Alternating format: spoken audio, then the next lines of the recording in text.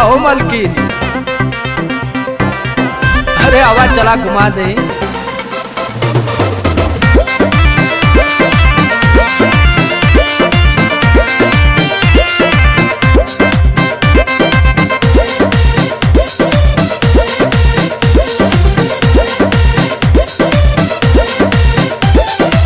चलो ना जानू आज पटना घुमा दूं। अच्छा? चल के बजरिया में शॉपिंग करा दूं।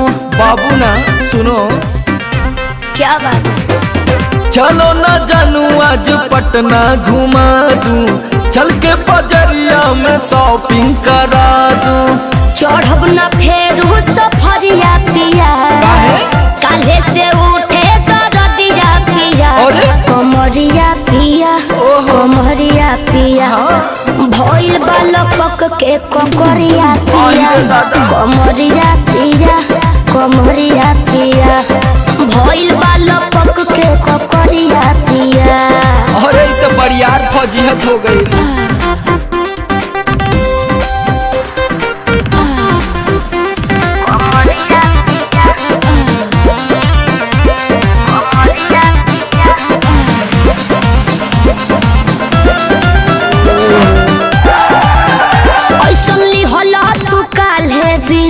राजा जी लागे भइल बा कमरिया की रेख राजा जी। बुझो नहीं? बुझाता बुझाता। सुना नहीं रहबू संभर के गोरी तमनवा चिहुकबे करी। जति जोश में खो देबू होश कमरिया मुरुकबे करी। राते तू कइला गरदिया पिया। अच्छा?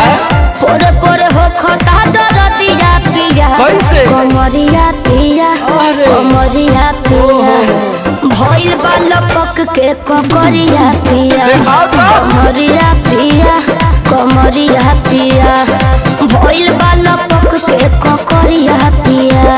पिछला उस सीजन में तो यह नाटक रहे।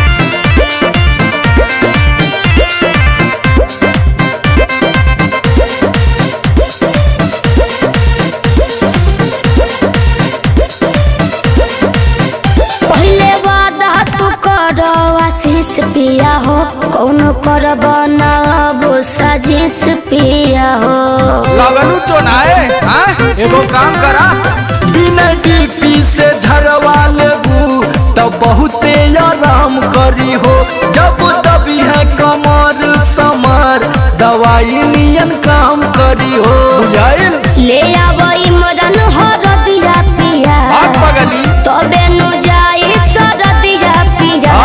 कमरिया पिया, कमरिया पिया, भइल बालपक के ककरिया पिया।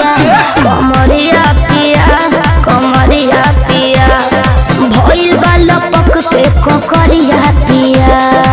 चल मत कर नाटक, बंद कर फाटक। चलो